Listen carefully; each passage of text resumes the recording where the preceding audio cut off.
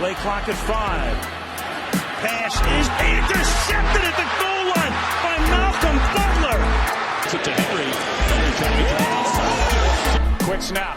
Breeze. Pass is incomplete. No flag for Tommy Lee Lewis. Got him at the 40. It's Thomas at the 50. Skipper down 3 to the 30. To the 20. Thomas to the 10. Denver's going on the New England.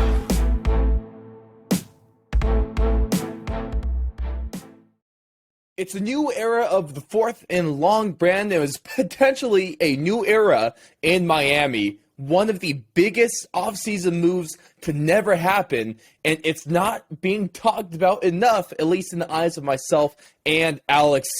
I mean, we got a couple quarterbacks that look like they need to be on different teams, but they're not yet. What's the holdup going on there? And even more bad news coming out of Washington, and it's not just embezzlement. Oh, boy. Dan Snyder. But ladies and gentlemen, thank you so much for tuning into our Week 9 breakdown for the NFL offseason. We took a little break last week, and we're back and better than ever. Of course, I'm your host, Ross Allen, joined alongside by the best NFL correspondent in the business, Alex and AK. How are we feeling on the back end of some pretty substantial and also funny news? You know, we are, we're creating and what we love to see are quarterback news and really, really incompetent owners continuing to throw mud in their face and embarrass themselves on the national stage. You know, we have two of those things on full display here in this episode, so I can't wait to talk about this story again that you said it hasn't been covered like it should have, and you know, it really had monumental implications if things went a different way this offseason. So I can't wait to get into that. And then Dan Snyder, always just the content machine, just keeps churning it out for all of us media members. I appreciate him more than he knows. And so just keep him coming, Dan Snyder. He's so consistent when it comes. If I just see like a little chuckle, I'll just take a look at Dan Snyder and just if I'm ever feeling bad about myself, I take a look at him. Yeah, he might be a super rich owner, but he's also still just a dumbass. So, oh yeah, poor Dan Snyder. But before we get to that, like I said, we are in a bit of a new era. If you haven't noticed by now, we've gone through a bit of a rebranding. Also, shout out to JMMA4 over on Twitter. He hooked us up with this fantastic logo, and we're actually going to be going into business with him and a couple of other guys as well. So stay tuned for some huge news. I'll let you guys know as things develop and the timeline continues. But just for the time being, just know you can still, get the old merch over on thefourthlong.com/apparel. Say the word old, but I like to use the word vintage.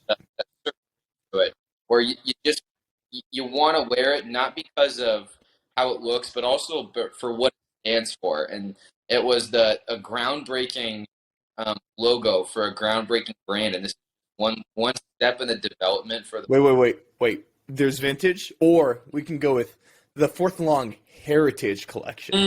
I like that. Or, you know what? I like that. I just like the AGE ending. I feel like it gives it a certain oomph. Sounds awesome.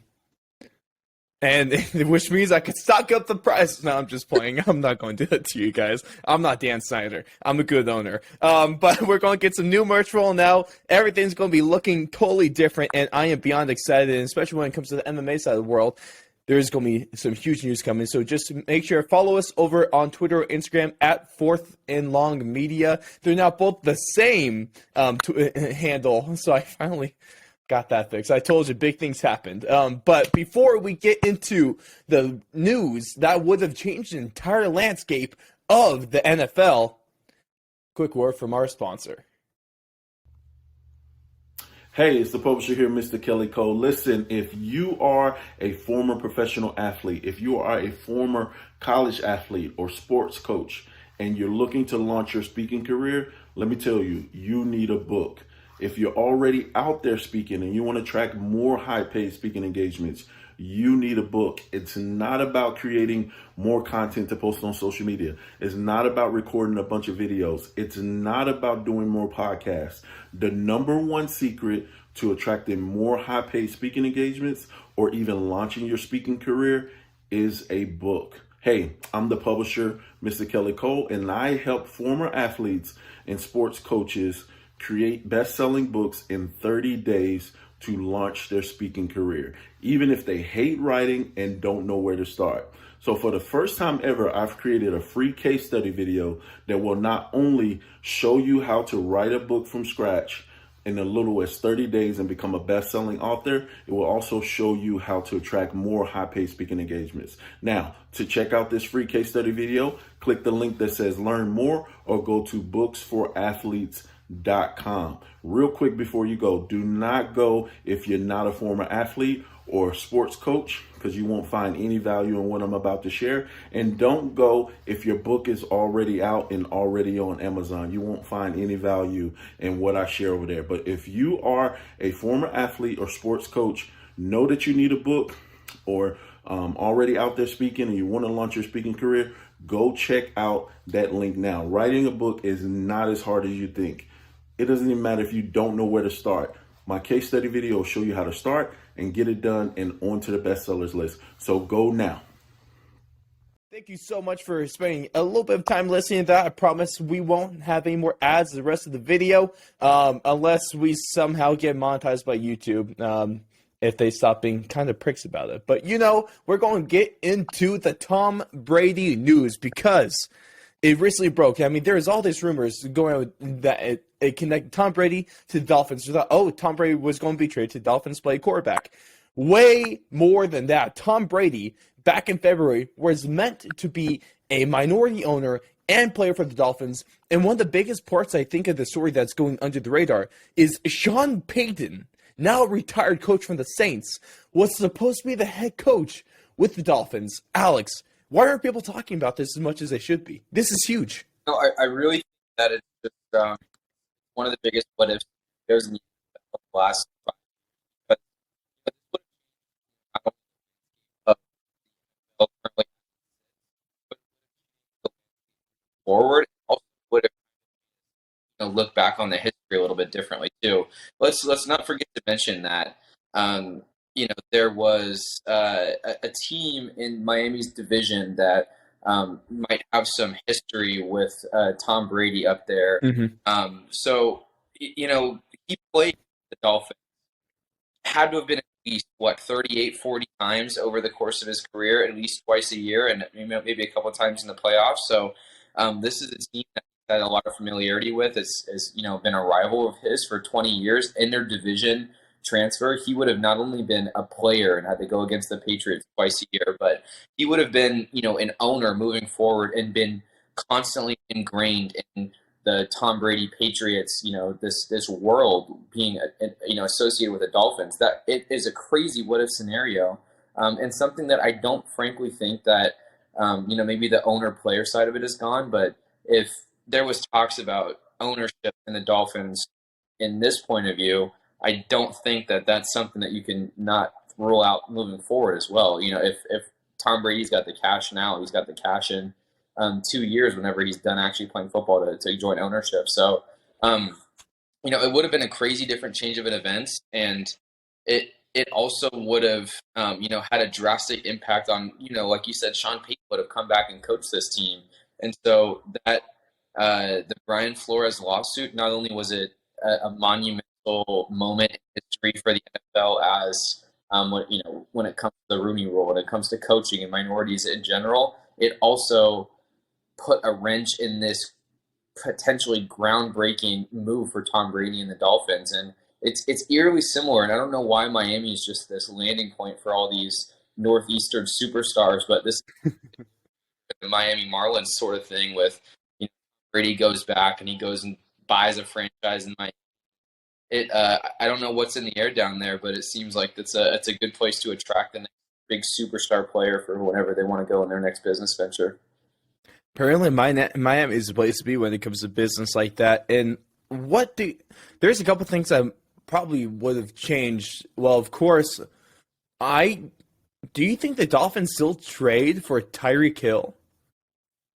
that would be a mega deal if you have Tom Brady being able to air it out to Tyreek Hill and Jalen Waddle. I think one of the things that they do is, it might not have been a Tyreek Hill thing, but it's been a situation where then a couple players, you bring over a Tom Brady and a Gronk or Tom. They probably don't. They probably acquire Gronk. They probably don't trade away Parker to the Patriots. No, or is it Devontae Parker in that mix, and you bring over Tom like Evans, and you bring over one of those kind of pairing with Tom Brady. I don't think Tom Brady's going to a blank cupboard.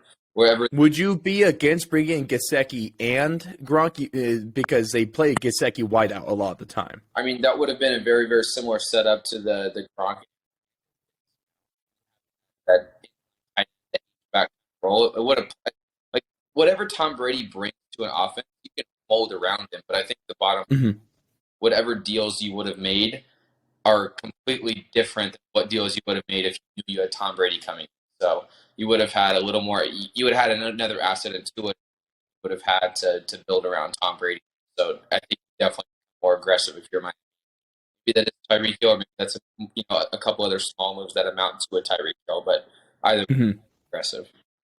The crazy thing about that, though, is even if all this happened, the Dolphins are still.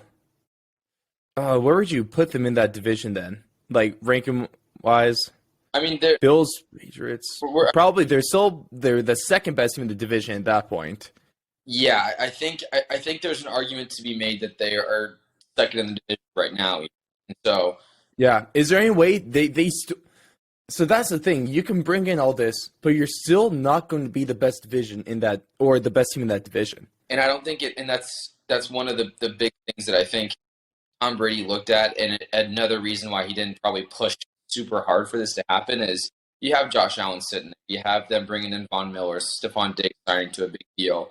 That is a legitimate contender up there in the AFC East, and it's they're not going to be a team that is going to roll over or hit a cold streak at any point with Josh Allen at the helm. So you do the calculus again. The NFC is a much weaker division, a much weaker conference, and he's probably looking very, very pretty in the NFC South, regardless of whoever, if the Saints do anything at quarterback. So I think for many reasons that this deal fell apart, or this arrangement, or however you want to call it, fell apart, worked out for Tom Brady.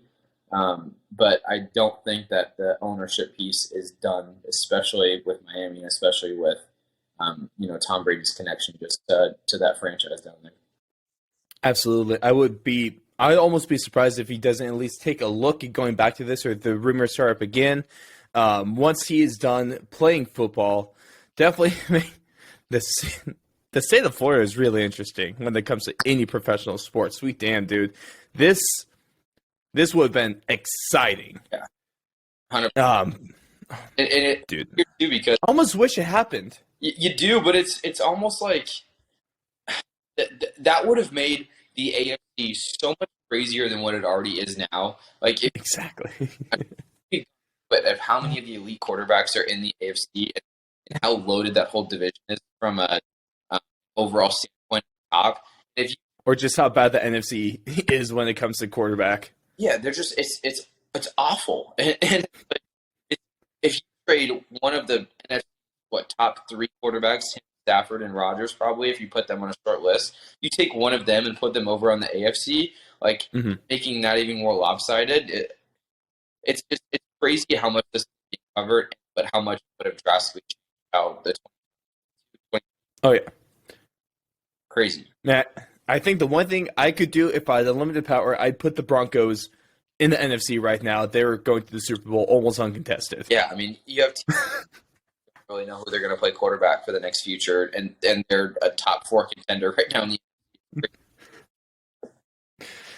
It would have been amazing, but of course, wishes are wishes. And speaking about wishes and quarterbacks, there's a couple of quarterbacks that are wishing that they were not on their current team, especially Baker Mayfield, because we've covered this in the past or before, where I had my rant like a month ago when that whole Deshaun Watson incident went down, where the Browns, absolutely screwed over Baker Mayfield, the only quarterback in the last 30 years that's made anywhere close to relevant that got them into the playoffs. Now, I'm not saying that he's a great quarterback because he clearly isn't, but he deserves a little bit more respect than what he's been giving. And then you got Jimmy Garoppolo on the other hand, who he doesn't necessarily do it in the prettiest of ways, but at the end of the day, this guy is a winner, and he was one pass away from winning a Super Bowl. And now they're both in this weird situation where Baker Mayfield, he should not be a backup, but the Browns still haven't traded him yet. Seattle's probably calling his name, and hell, maybe even, I guess, not going to do the Colts anymore, but, they were there, and then he kind of lost out on that because the Browns took too long. And then, Jimmy Garoppolo, who is, finishing up his rehab on his injury right now. He's good to go for camp. He could serve as a valuable asset on a lot of teams out there. So, Alex, the rumors are, the talks are that they're going to be traded before draft night or on draft night, but probably not after the draft. So, who's first? I think there's been a lot of noise, a lot of buzz around that. Also, I think that's the most likely deal that happens, or the most likely marriage that happens in the foreseeable future. But I also think that there's still opportunity if they don't get a deal done by draft day, because we can go through it, and there's really just not that many more teams that need a quarterback, especially one of those kind of meandering middle of the road quarterbacks where they're obviously too good to be a backup, but you don't want to pay the type of money that they want to go and join a quarterback competition. So you have like the Steelers and like the Falcons and like the Seahawks and all those guys. I guess the Steelers want to ride with Mitch Trubisky for some reason. Yeah, and, for some weird reason, those teams. I think the very fact that the Falcons went out, and the Steelers went out and got guys like Mitch Trubisky and Marcus Mariota kind of signaled that they're going to probably go get someone to draft, and they don't want to pay the $20-$30 that it takes.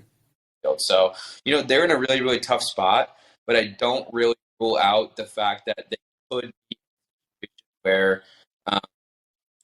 the first training camp comes around, preseason rolls around, and a Kirk Cousins or a Ryan Tannehill or one of those Derek Carr, one of those guys gets hurt, and then they have to go make, that team has to go make a Sam Bradford type trade for a Jimmy Garoppolo like that. So I think while that's kind of playing with fire, the team like the Niners, like the Browns right now, especially the Browns, because they're in that situation where Deshaun Watson could be suspended for the first 4 to 6 weeks. So it's not the worst thing in the world to have that insurance policy there just to make sure you're steady the ship for the first few weeks. But I think the cupboard for them is pretty bare. Like, they don't really have a ton of options right now. So no, making a guess, I think it's going to be Baker, because I think he's going to go, Seattle, but I'm not confident whatsoever. The market is a lot drier than what it was a month ago. And the funny thing about a month ago, too, is we were pretty much just assuming, these quarterbacks are going to be traded, and that's that. There's nothing else to it. Now, you bring up the possible suspension for Deshaun Watson. They might need to keep Baker Mayfield there in case something happens with, the NFL's spin the wheel when it comes to handing out suspensions. You don't know if it's going to be a game or the rest of your life with this wheel. And then Jimmy Garoppolo, too. There wasn't a huge market for him in the first place, and now I'm not sure if you don't even necessarily need to trade him, or if you even want to trade him. If he's because especially as a Niner fan too, is Trey Lance ready to start Week 1, assuming Jimmy Garoppolo is not even on the season or not even on the team for training camp? Are you confident in that? Well, because the thing is regardless of if you think Trey Lance is ready, from the Niners' perspective, I think they have a good enough team around him to make him not look completely like he's inept. And B, I think you have still the fact that you traded 3 first-round picks for him. I don't care if that's a sunk cost now, regardless. John Lynch, the GM that's there, Kyle Shanahan, the coach that's there, they signed off and they green-lighted this massive blockbuster trade, put a bunch of assets in this guy. Sooner or later, you're going to have to play him. So you struck out on Tom Brady. You struck out on potentially upgrading that position in the offseason. Go out, roll Trey Lance out, make sure that he gets as many possibilities, as many reps to the starting unit give him a good look. But the time of throwing Jimmy Garoppolo out there and seeing him go raise his value or raise his stock, he's done that. He went out there. He was in the NFC Championship game last year. It's there's not much more he can show. He's who he is. Now there's not going to be a market that comes out of thin air for him. So I think you got to ride with Trey Lance, whether if he's ready or not, and still have a backup option in Jimmy Garoppolo if he's there, and your boy Trey Lance just doesn't develop at all. So regardless of if you think he's ready or not, you have to throw him out there and see the cards where they lie. That's a good point right there. Definitely going to be interesting to see where the chips fall. I'm hoping for a very event-filled round or a day one of the NFL draft. The best drafts is the one where there's just, whether it's picks or for players, that there's just trades all across the board, especially since the Broncos aren't going to be doing anything on night one and when it comes to drafting someone as of now. Let's get crazy, so I'll have a little bit of entertainment. So I don't have to wait till day two. Exactly, and that's how the Niners are. I mean, they don't have a first-round pick. They're on the outside, wait for their turn to see. So that first night, I'm hoping everyone else picks up slack and give us some entertainment value, give us something to talk about. Oh yeah, I would have zero complaints about that one. But what we're going to roll into next, since it has been a little bit since we've done it, at least on the NFL show, I think it's time out. It's time in the offseason where we need to go back to it with what the blank. Because, honestly, some of the stuff, I don't know what the blank is going on, whether it comes to what the hell is going through Dan Snyder's head. We'll get to that in a second, apparently. Sweet damn, Washington, you guys are something else. I don't know what the blank is going on with a couple of the quarterbacks that we just went over, and that whole Tom Brady situation is just one big what the blank. But we got a few statements for you guys today. For those that don't know how it works, I got 3 statements for Alex. There's a blank in either the beginning, middle, or end, and it's up to him. It's up to Alex to fill in with anything he wants. It could be a grunt. It could be a phrase. It could be an entire essay. I don't care. Just don't do that because that would get really, really boring. But statement number 1, Alex, is that the biggest offseason question remaining is blank. I really, what ends up happening with these rookie quarterbacks? Where do they end up going? Is this going to turn out to be like that Geno Smith, EJ Manuel draft where no one really, invested in the first pick? Manuel, yeah. The sad day of watching the entire day in the first room or in the first round draft and no one picks them, and he's got to sit there for the next day. Like, he's got to come back the next day to go get picked. And the only second round pick has to go up and put his hat on. So it's a really tough season for him. So I'm really, do the Panthers go out? Do the Steelers go out? Do the Falcons go out and draft a quarterback? There's a couple different teams that I think have ideal fits, but the quarterback market has really changed in the last 3 years. You never used to see free agent quarterbacks move like they do. You never used to see rookie quarterbacks come in and make immediate impacts like you saw the Herberts and the Burrows move do. So I think you have teams that have that expectation. We can go out there and get an impact player, to play in the first year. So I'm really, really intrigued to see where those dominoes fall, and I think that's going to also dictate where the Jimmy Garoppolos and Baker Mayfields go as well. So I think there's still a lot of questions that need to be answered, but I'm very, very interested to see what happens to these quarterbacks. Absolutely. I think a lot of the stuff, like, especially when it comes to pretty much the consensus top 2 quarterback prospects in Kenny Pickett and Malik Willis, it's essentially like a toss-up of who's going to go first. There's a lot that could drop. They can go way earlier than expected. I've seen every sort of rumor when it comes to this. So I personally don't know what to think. But what I do think, it might be boring, unfortunately. But I guess if I had to go on the limb and make a prediction for these rookie quarterbacks, is we're not going to see any team necessarily move up for them trying to make a big splash.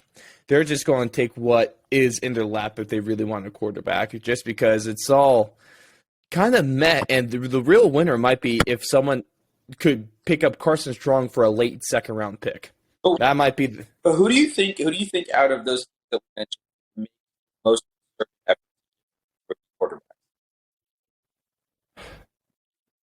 Probably Pittsburgh. Yeah, I think it's probably got to be either Pittsburgh or Carolina. They're the, it's like they're the teams that think they're in the position with defense. I guess the Panthers too.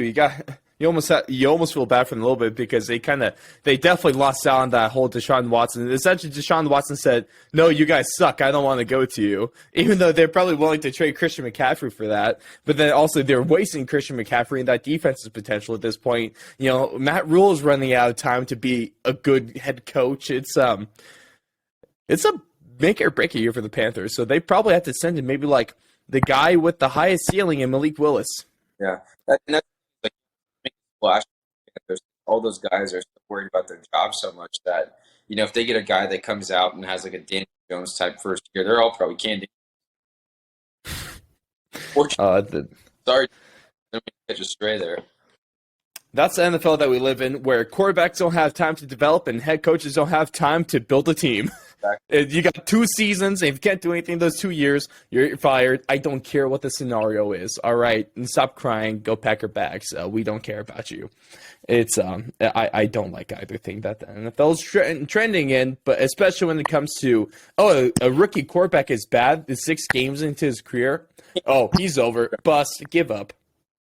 Yeah, it's almost like every quarterback that doesn't have a Joe Burrow type start or Justin Herbert's type start is Paxton Lynch, and there's no one. Oh, that's so tough. Poor Paxton Lynch. He didn't deserve to be to be that comparison. Well, also when you're first round picking, you can't even make a CFL team. Ooh, that's really tough. And I honestly, I love Paxton Lynch coming out of the draft. I thought he was bad. I thought he was fun. I thought he was going to be at least decent, especially as a Broncos fan. I was like, an athletic, a mobile big man quarterback that has an arm. I was like, damn, Tim Tebow that can throw. Like, it's gonna be incredible. Apparently, Brock Osweiler was better, and that tells you all you need to know about Paxton Lynch. I think Trevor Siemian was better than Paxton Lynch. Bronco. Elite.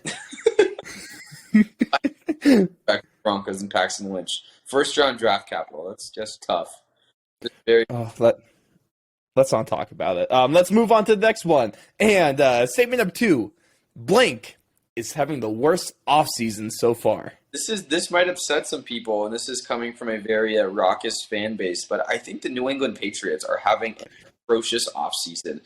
I'm on there with you. I'm on there. It's appalling what they're doing. And it's like you go to from last year to this year. Last year they went out and they went on a shopping spree with free agents. They were bringing in, different tight ends, 2 different old linebackers, a couple especially in the first 2 days alone. And yeah, they spent like a record number of free agent dollars in those first. The Patriots won free agency on the first 2 days. Yeah, and now no one does that. And now they completely let this whole offseason go by. They lose J.C. Jackson. They don't bring back. They bring back Trent Brown. That's probably their most impactful offseason signing. Bringing back, I guess Parker for a trade is. Yeah, but it's like, what is Parker done anything to excite you the last couple years? He's done more exciting things than the Patriots receiving core. I know that isn't saying much, but it's an improvement. It doesn't seem like Mac Jones throws to guys like Devontae Parker. Like Mac Jones, like a very much pinpoint accuracy, anticipation. I like route runners. I like the Jacoby Myers. Those type of guys. And it seems like Devontae Parker's just your one-on-one, throw a deep ball, big post, big deep comebacks, big your alpha receiver. It just doesn't. So a shorter Tyreek Hill? Well, no, not like that, but or slower, not shorter. Yeah, but honestly, like the same mold. Like I wouldn't think Mac Jones would work well with a Tyreek Hill.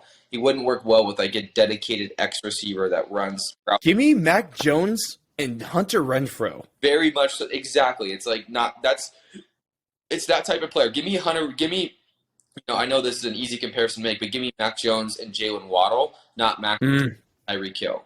You may think they're like very similar players, but they're very, very different players. And Mac Jones and Danny Amendola. Danny Amendola, like Tyler Lockett, like those guys like that just know where to. Cortland Sutton, yeah, exactly. But you don't want guys that are big outside targets that need like the 25-yard comebacks on the opposite side of the field or the big post on the field, because that's not what Mac Jones likes to do, and that's why Devontae Parker was so bad with Tua, is because that's not what Tua likes to do either. So Tua even worse than Mac Jones. exactly, and I don't think that the Patriots did anything to improve their team, and there's so many teams around them in the AFC that did so much to improve them, where they're in trouble for the next 3 to 5 years. I don't know what trajectory they have, because I think Mac Jones is really good, but I don't think he's the type of player to elevate a team that's not already good. No. And they better not let the Jets get good, otherwise the Patriots are going to go from what was the dynasty of dynasties to the worst team in their division in the span of 5 seasons. And at the end of that 5th season, all of a sudden you look out and Tom Brady's the owner of the Dolphins. A 10-year span. You want to know what I have to say to any Patriot fans? Suck it up. I don't care. You're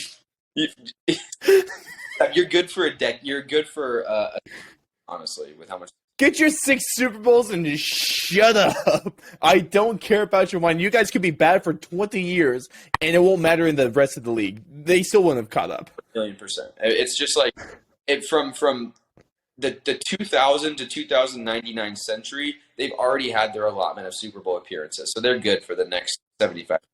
Not an appearances, just wins. Yeah, they've won enough Super Bowls to put you over at least 70, like 60, 70 years, which is crazy. Like they're already on track to average a Super Bowl appearance every decade for an entire century. 20. They're good. Relax. You guys it's okay to be bad. Yeah. Trust me, it doesn't feel great, but Alex, and I know. Oh, remember was it the Mike Singletary 49ers? Oh boy. You play No. Mike Singletary was the Vernon Davis blow up. Yes. Remember when Vernon Davis is a Bronco? Do it. Can't coach him. Need winners. Can't coach him. That was such a good line. We had a year between Chip Kelly and Jim Harbaugh where we had Jim Tom Sula. That was a legendary year. Oof. Back now. We've been through some rough patches. We've been to some great patches. So the Niners, especially historically, maybe not as recent for you, unfortunately. Because we didn't just go to a Super Bowl a couple years ago. I'm talking wins. I'm talking wins, Alex. Relax. I won't relax. All right. Let's move on. And speaking about, I don't know if that's really that. When it comes to embezzlement, this guy needs to relax. I guess we can roll with that. Statement number 3: the Washington Commanders blank when it comes to Carson Wentz, and this statement's off the back of the news of that literally no one else was in on Carson Wentz besides the Commanders, and they still got fleeced. So the Commander blank when it comes to Carson Wentz. All right, I am going to say the Commanders overpaid, but I'm weirdly okay with it when it comes to Carson. Oh. So I'm going to zag here a little bit. I think that this is... You did the zig then the zag. I did the old setup here. So I think the Commanders are doing something here that not a lot of teams are doing anymore, and I have a lot of respect for the sentiment. I think that execution could have been a lot better, obviously, given the fact that they were bidding a paper tiger and Casper the Friendly Ghost. But the fact that they are okay with grabbing one of those middle-tier, mediocre quarterbacks, going into next year with a very, very low ceiling, but a very, very high floor in a division, in a conference that I'm very okay with what they did. And reasons why I think that this will work out. I think the NFC East is atrocious. I think the Giants are... Anyone has a chance to win that division. Exactly. The Giants are really bad. The Eagles and the Eagles, the Cowboys, and the Commanders are all in a very, very similar boat where I can see them going 5-12, and I can also see them going 11-6. And The Eagles only go 11-6 if the GOAT Gardner Minshew is their starting quarterback. That's. I think the Eagles are probably in a little lower tier there, but I still see the Eagles not finishing second to last in that division. I wouldn't be surprised. I guess that's what I'm trying to say. But the Commanders going into last year, they thought they were having a similar setup to what they're planning for. They thought they were going to have Ryan Fitzpatrick, a defense that was surging at the end of 2020, and a back in Antonio Gibson, and weapons like Terry McLaurin, and a guy that really doesn't get talked about a lot, but they invested a lot into Curtis Samuel, and he nothing in return for them. Absolutely nothing. He didn't play until the end of the year, and he was very, very. So you bring Carson Wentz. You have still a good defensive front seven. We know especially your favorite player. We know my feelings about Chase Young, but is the probably the third best rusher on his team there. They're in a pretty good spot there from a defensive front standpoint. I really don't mind what they're trying to do. If they go 9-10-7 playoffs, there's a job. I mean, it's something that not a lot of teams are doing. I have admiration for it. Now, probably giving him a 5th and a 6th round pick, but what are you going to do? Like, the Commanders are a bad franchise anyways. They probably would have missed on the draft picks anyways. Yeah, no, you kind of got a point there. I guess my thing, I kind of talked about this when that happened, which, of course, I did call this trade going down. I'll pat myself on the back once again because I can.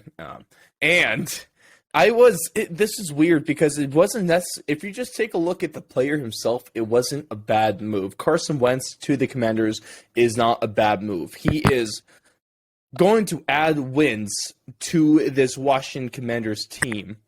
But I just wasn't sold on the fact that for his price tag, he was really worth that much more than Taylor Heineke in terms of wins produced in games. And it's not like neither quarterback is a long-term answer. Unless Carson Wentz somehow magically blossoms into that quarterback he was for that one magical year with the Colts before he tore his ACL, then it makes sense, but no one's going to be long-term. They're probably looking at the draft, which, like you said, they're probably going to miss on, or maybe they're just hoping for next year's draft, which they'll probably miss on again, but they'll give it a great shot. Hopefully by then we get the whole Dan Snyder sells the team. By then they actually have hope, and Terry McLaurin can have a good year because they'll actually be able to put a team around him. I just not sure if it justifies it. I got here. Spurred something in my head. One of those types of situations where, similar to the Broncos, where Dan Snyder, there's turmoil, there's turbulence going on in ownership. They have Taylor Heineke, they have a kind of question quarterback. Maybe you bring in a Carson Wentz, you bring some stability to that quarterback position. Probably the best guy they've had since probably since Kirk Cousins, RG3 at the minimum is the best quarterback. And maybe this is a situation where, in a year, this franchise ticks up a little bit in value. Dan Snyder gets a little shaky. He's got to sell the team, and all of a sudden, a $4 billion asset and not a $3.5 billion asset because Carson Wentz brought you a 10-win playoff run there. So, maybe a little good point. Position. I don't even want to talk about new ownership because it looks like the Broncos are about to be owned by Walmart. At least get a big wallet then. I guess it's better than Jeff Bezos. Yeah. Walmart. Could be fun. Walmart.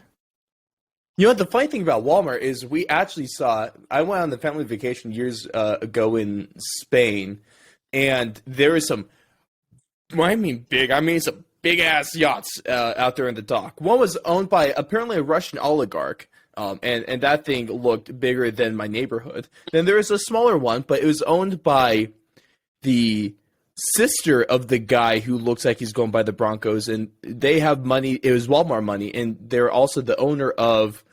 I'm shooting from the hip right here, but I think it's the Nuggets. So it looks like there's ties to Denver. Apparently, it's either the Nuggets or the Avalanche. It is one of the two. But yeah, I guess Walmart's better than Bezos or Bill Gates was even talked about there for a second. I'm just pissed it's not going to be Peyton Manning. I want Peyton Manning to own my football team. Go we all. Also, I still love every day you see Peyton Manning in Broncos kind of advertisements associated with the team, and not a damn thing when it comes to him and the Colts. Crazy that you get the last couple of guys' career, and it's like they have it. It seems like what's going to happen with Tom Brady and the Bucks too. Like, Yes. have more allegiance to the Bucks than he does the Patriots. What do you think of Tom Brady? And when I think of Peyton Manning, I think of the Bucks and the Broncos. Exactly. I'm almost not thinking about the Patriots anymore. Yeah, and like you don't think about the two blue teams that their rivalry was built off of, and now you think of it's these two, this red team all of a sudden gets all the shine. That's so funny. Man, it's a good thing that they don't have to put a team logo on their Hall of Fame bus like they do in baseball. Otherwise, they would have a lot of issues. That's very tough. Oh, sweet. Yeah, they only had to make a bus that was 20 inches tall to fit Peyton Manning's face is all. So we're going to see what Tom Brady looks like here. And hopefully 6 years. Yeah. Oh, man. Stop playing football, Tom Brady. Stop. I guess it's annoying to see him in the Super Bowl, but also he had a losing record against the Broncos in the playoffs. So if we get Broncos Brady Super Bowl, I think I know who. I feel pretty good about that. I like that. I like that you're rationalizing it of trying to prepare yourself for a potential matchup with Brady in the Super Bowl on April 12th. I like that. I like the change in mindset from last year. April 12th, 2021, you wouldn't have that, but 2022, all of a sudden you got Russell Wilson, and you're thinking Super Bowl, baby. Russell Wilson changes things. I don't know what to say. Not wrong. Optimism. It's so weird. It's a blessing and a curse. Get ready. Oh, it's probably just going to be a curse. That's why at least the A's, they destroy every shred of hope I have before the season starts. So, like, if they win 10 games, I'm like, let's have a party, parade time, baby. Yeah, setting, man. It's crazy. You set them low, you always seem to blow them out of the water. That's what I do with my grades in college. There you go. I don't know. I did good. 3.5. Shout out to my 3.5 gang. Even though college was a year ago, and I probably shouldn't be talking about it anymore. Or at least I'm not talking about my high school days playing football. Yeah, that would be a nightmare. I'd like to keep those buried in a deep grave. Yeah. Let's not talk about that anymore. But, ladies and gentlemen, that is about going to wrap it for us for this week's off-season breakdown. Thank you guys so much for tuning in. Of course, you can catch us over at thefourthandlong.com. Go check out the new site. We're going to get some new merch coming out later this week. Hit us up on our socials. You can follow both of them on Twitter or Instagram at Fourth and Long Media. We're changing the game when it comes to football. Whether it be American or Australian, and some huge MMA news is coming up. So I am happy that you guys are here with us. Thank you so much for breaking through 1,000 subscribers on YouTube with us, and I'm so excited to see what the future brings. But Alex, your thoughts on the biggest what if that we've seen in a while, in one word or phrase? Tom Brady, come by the Niners. We're available as well. You okay with that? I am. Be awesome. Tom Brady. Tom Brady, player owner for the Niners. How about just an owner? I just want Tom Brady on any Niners related media or paraphernalia for the next 30, 45 years. Is that too much to ask for? I don't think so. It's not the biggest thing you've asked for. No. You just asked for Peyton Manning to buy your team. I can't ask for Tom Brady to buy mine. But I like Peyton Manning. I love Tom Brady. Oh, you're weird. We're never going to agree on that one. Okay with that. I like Tom Brady more that he's not with the Patriots. He hasn't been in the Broncos in a while, so it's A-okay. But ladies and gentlemen, hopefully Tom Brady doesn't beat your team in the playoffs, and hopefully your team doesn't get bought by Walmart. We'll see you next week.